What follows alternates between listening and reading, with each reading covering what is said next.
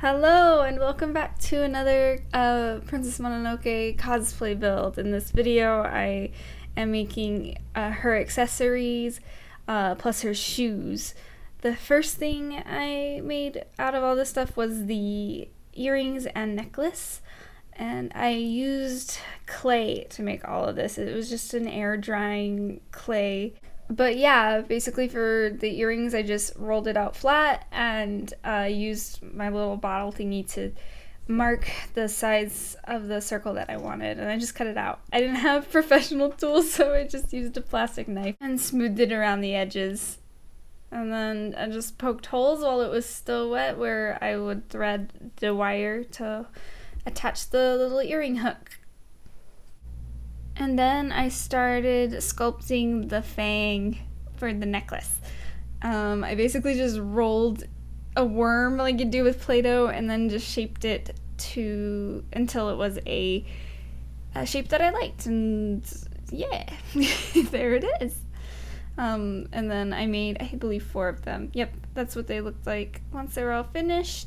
Then I moved on to sculpting the beads for the necklace, which I just, again, rolled out the clay and cut the beads to the length that I wanted. And again, going in with my plastic knife, super professional. And then after that, all I did was use a little wire to make a hole through the beads so I could thread all of it. I also did this with the fangs too so that they could all be threaded through. Once everything was all dried, I started sanding. This process was really nice. You can see that it just removes all that surface texture and makes everything look nice and smooth. Just sand away my imperfections. Yep, and then I just finished sanding the rest of them. And then they were looking so nice and smooth, and they were all ready to start painting. I used acrylic paint for this. It seemed to work just fine. I did a base white coat to prime it, and then went back in and made it all nasty and grimy with some weathering. Once everything was painted and dried, then I did a glossy varnish coat over everything just to give it a more polished and finished look. Then I just put some wire through the holes in the earrings and attached the hooks. And yep, that's what they look like. After that, I threaded all my beads together for the necklace. I just tied knots in between each of the beads, that way they wouldn't rub against each other or move around while I was wearing it. And now we're finally on to the ears, which, just like the mask, is made of foam.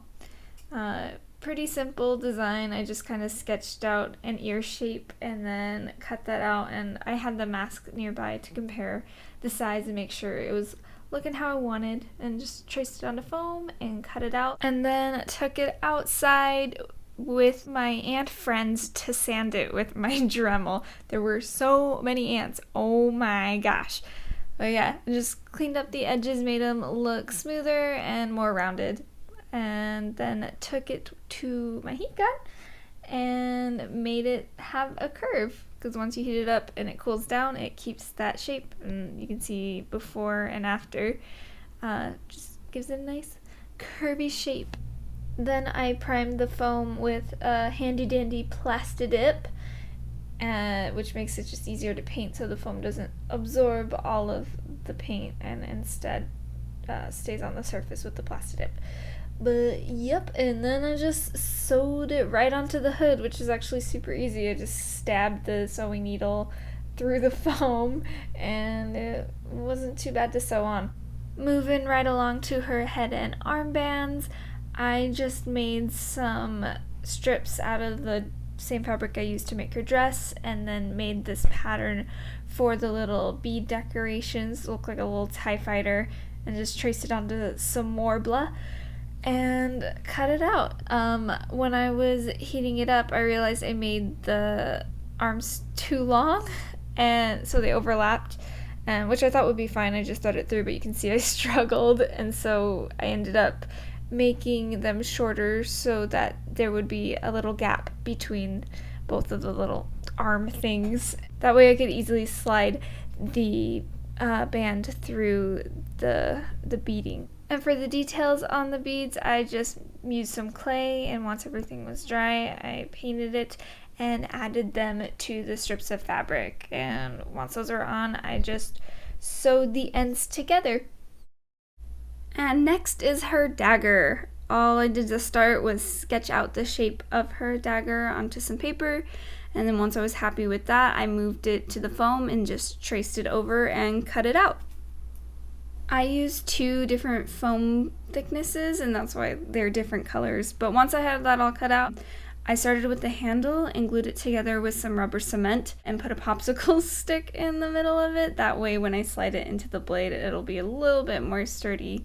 But once that was dry, I just sanded it with my Dremel and then applied the rubber cement to the blade part and then sandwiched that with the popsicle stick in the middle. And again, once the glue was all dry, I went back outside with my Dremel and made the edges all even, and then just added an angle to the edges of the blade as well.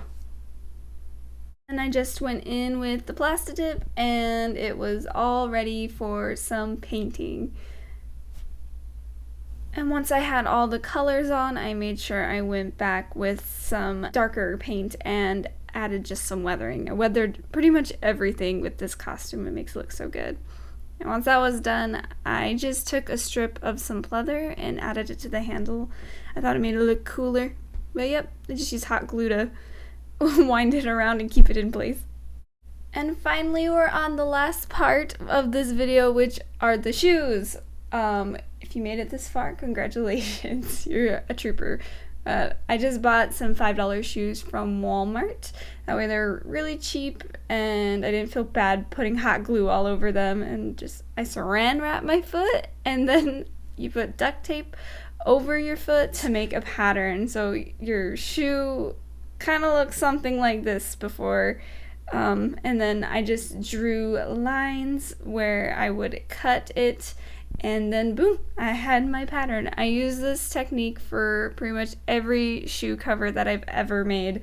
And then I cut out the design on some fabric. I also cut out some felt so it would hold its shape better when it was up. And then you just hot glue it all to your shoe once it's sewn together. It was really simple, and I was able to knock the shoes out pretty fast. The last step I did was weather them, and then they ended up looking like this, and then you have some nice cosplay shoes. And we have made it to the end. Thank you so much for watching. I hope this was helpful or entertaining in some way. And next time I will be trying everything on because the costume is officially complete. So thank you so much again for watching, and I will see you next time.